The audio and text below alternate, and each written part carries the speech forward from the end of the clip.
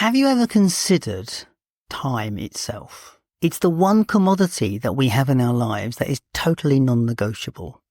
It's the thing that we can do nothing about. We talk of saving it, preserving it. We talk about using it wisely, and yet it still marches on. There is nothing we can do about it. Hello, my name is Paul Harvey and I am a midlife coach, and you are listening to a life, passion and business shortcast. It's a bite-sized episode to explore the ingredients of a good life. We bring out the thoughts, tips and tools so you can try them on for size. So let's explore and see what is possible. And the fascinating thing about this time aspect of our lives is that we spend sometimes killing time, sometimes just deliberately waste it. And yet there are times when we manage our time ferociously. Many of my business connections on this podcast will be talking about time management and how you have to use your time profitably, or how you have to have good productivity in the time that we have available.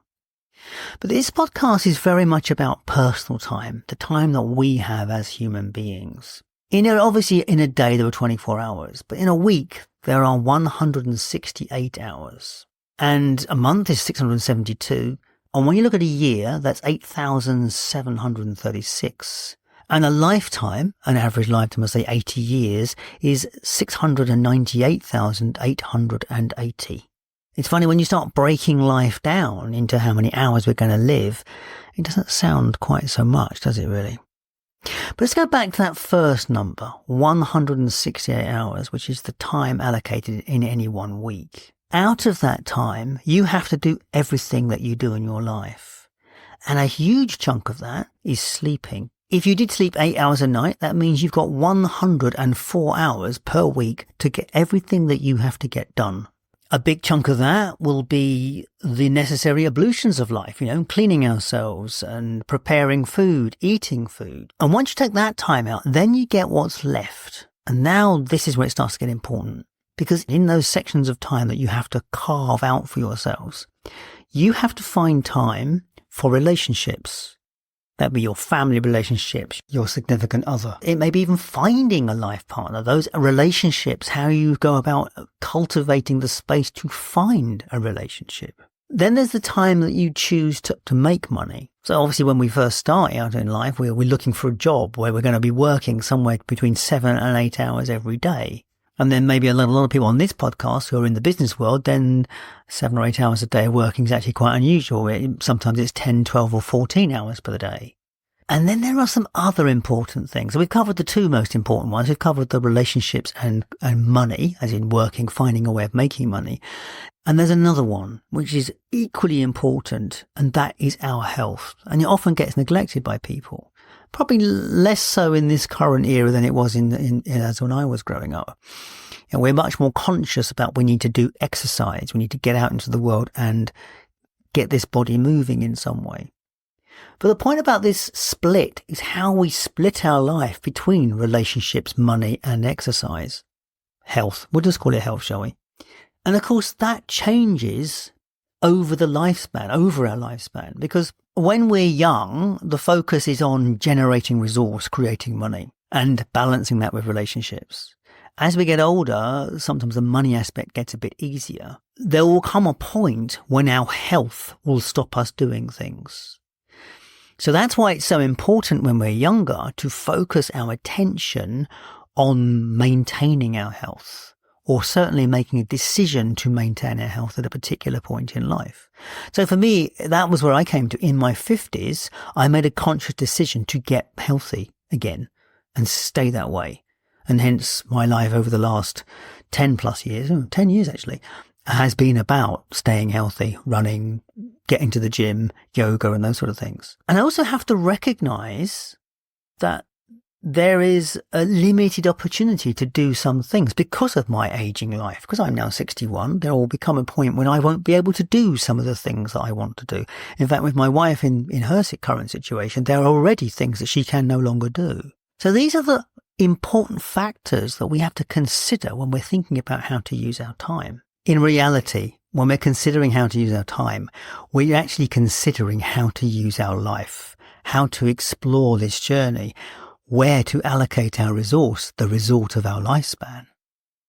So in the coaching world, this is what we get people to do, to look at how they spend their time, where they put their effort and their time, and how they break up their week. And out of anything that they're doing, what is the first thing that they neglect? What are you prepared to sacrifice? In my 20s, when I was in the corporate world, I made a lot of sacrifices around my own social life and my own relationships that I was making, because I thought it was worthwhile. I thought it was valuable to do the long hours. And in reality, it probably wasn't. I probably gained nothing from those hours other than the experience of doing them.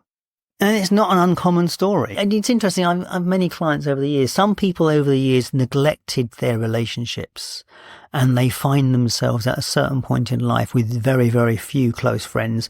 And if their relationship hasn't worked out, then they find themselves alone, looking for a relationship, looking for a meaningful relationship. And of course, life happens, and these things happen, but it's about getting the balance right and putting the time and attention into it. There are multiple threads to this conversation, and we could go in many directions.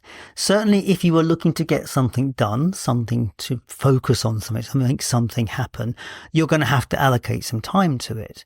And there are choices to be made in that, in terms of if to say yes to something, you've got to say no to something else. Something has to go.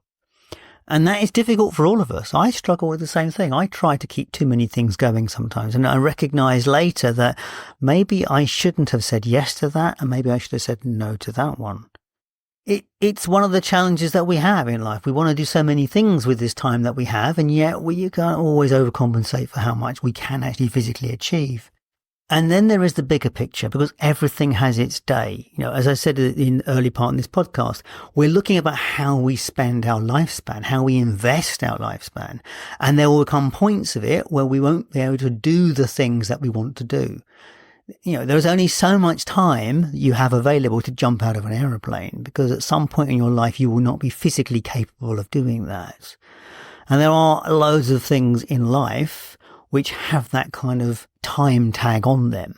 So the question always comes back to, and this is what comes back with coaching clients, is what is it you want to achieve, and where do you want to put the effort, and what time frame do you want to put on it? In a coaching context, the homework I would give someone around this would be, first of all, to write down some of the big goals or the big things they want to achieve, and define whether they still want to do them, and when they might want to do them. What kind of era, when would you? Well, you're retiring, and do it before you retire. Are you going to do that in later life, or are you going to get it done now? Are you planning to do that next 5 years or next 10 years? Those are the sort of things that need to be considered. If we were looking at more immediate things, as in the next year or so, then we would do a time map. Like, how are you actually using your time? Are you allocating it well between money, relationships, and health? Because that relationship, those three pillars, are critically important to your entire life. Any one of those is the difference between having a life that's fulfilling or having a life that's disappointing and full of regrets. So if anything today, I would encourage you to look at those two pieces. What is it in your life that you want to achieve over the next, as I said, 5, 10, 15, 20, 30 years or so? And how are you looking after the three pillars of your life? Your money, your relationships, and your health. And, of those three, there's no one is more important than any other. We have to put attention to all of them. Where am I at the moment on those things? I think probably relationships is the one that I'm putting the least attention to at the moment, that I do need to focus on. And it's happening. It's changing. I live in a community, and it's community relationships I'm looking to build, because I'm also recognizing I'm going to need those relationships as I age. We need the network to help each other as we age. And these are the kind of things you probably don't think about when you're younger. These things occur to you when you're older. So this is the point. Time, how we use time, and how we build the tools around time are fundamental to how this life pans out for us. I think I'm going to leave it there today, because I could start rambling about all sorts of things on this. Anyway, do reach out to me if you want to have a conversation about how you use time or how you would plan time better. If you're interested in the work that we do check out the website lifepassionandbusiness.com. There you'll find the various resources, particularly focus coaching, which is a turbo coaching process, a very short snappy process to help you get into the groove of this and get things done. If you have found this useful, please share it with a friend, because that's how people like yourself find good podcasts. If you want to say nice things about us on the various podcast apps, very much appreciate that if you could. And of course, give us 5 stars if you can. Anyway, as always, thank you so much for being on this journey with me, because that's what we do. We explore this world and this life together. And as always, thank you so much for your time and attention. I will catch you next time.